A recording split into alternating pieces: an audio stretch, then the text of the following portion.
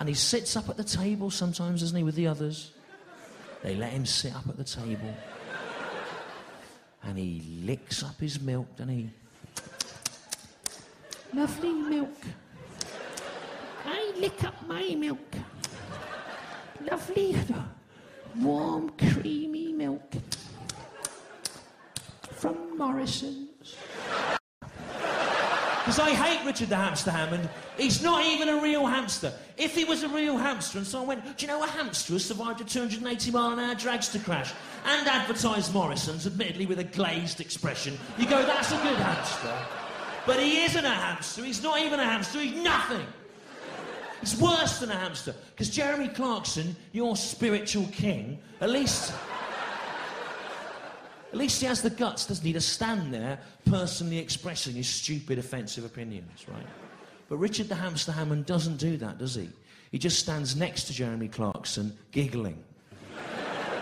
Blah, blah, blah, gypsies. Ha, ha, ha, ha, gypsies. Ha, ha, ha, ha, ha.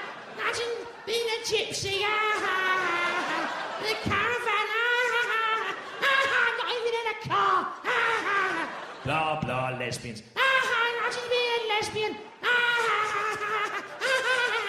Blah, blah, the Welsh.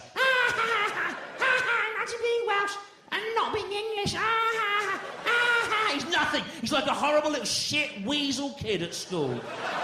Hanging around with all the bullies, laughing at their jokes in the hope they won't pick on him. He's a horrible little shit weasel, piece of shit, nothing, hanging around with the bullies, laughing at their jokes, licence payer funded, apologist for institutionalised bullying, and I hate him.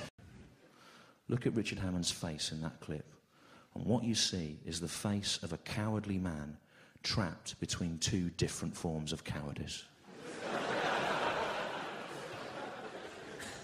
And I hate him for that. And I wish he'd been killed in that crash. I wish his head had come off and rolled along the track and all shards of metal had gone in his eyes and blinded him. Because that's funny, isn't it, on Top Gear, going blind? And then I wish his head had rolled into a still burning pool of motor oil, but there was just enough sentience left in his spinal column for him to go, oh, that's hot, and then die.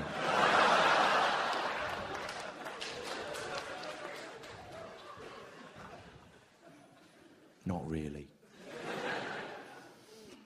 I don't really think that. Right?